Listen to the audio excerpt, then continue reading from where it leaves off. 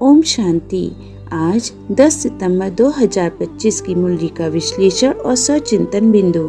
आज की मुरली में शिव बाबा की स्पष्ट चेतावनी है।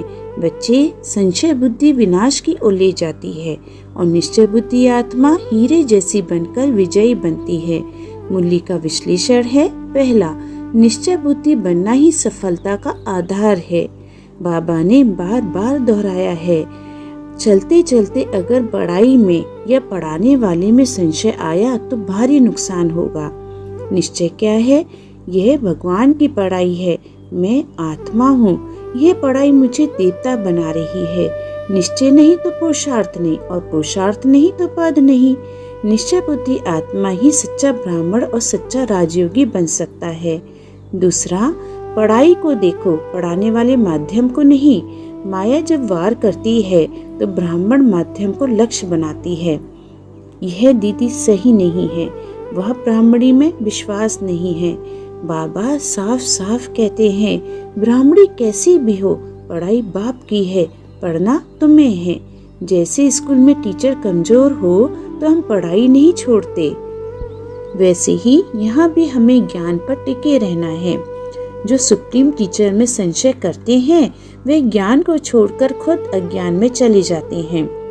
तीसरा, पढ़ाई से हीरे जैसा बनना है, हार्ट फेल नहीं होना है।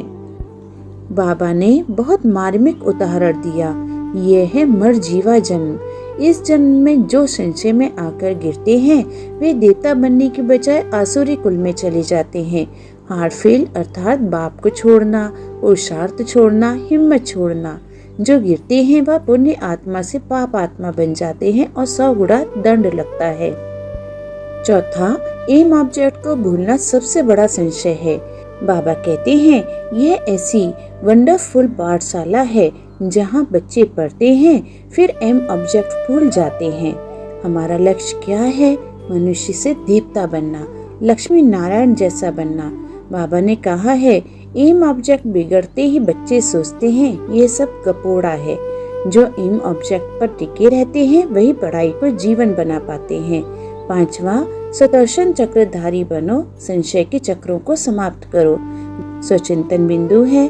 पहला, क्या मेरे अंदर कहीं न कहीं माया ने संशय का बीज तो नहीं बो दिया? दूसरा, क्या मैं वास्तव में देवता बनने के लक्ष्य पर स्थिर हूँ या रास्ते में एम ऑब्जेक्ट को ही भूल गया हूँ? अच्छा, ओम शांति।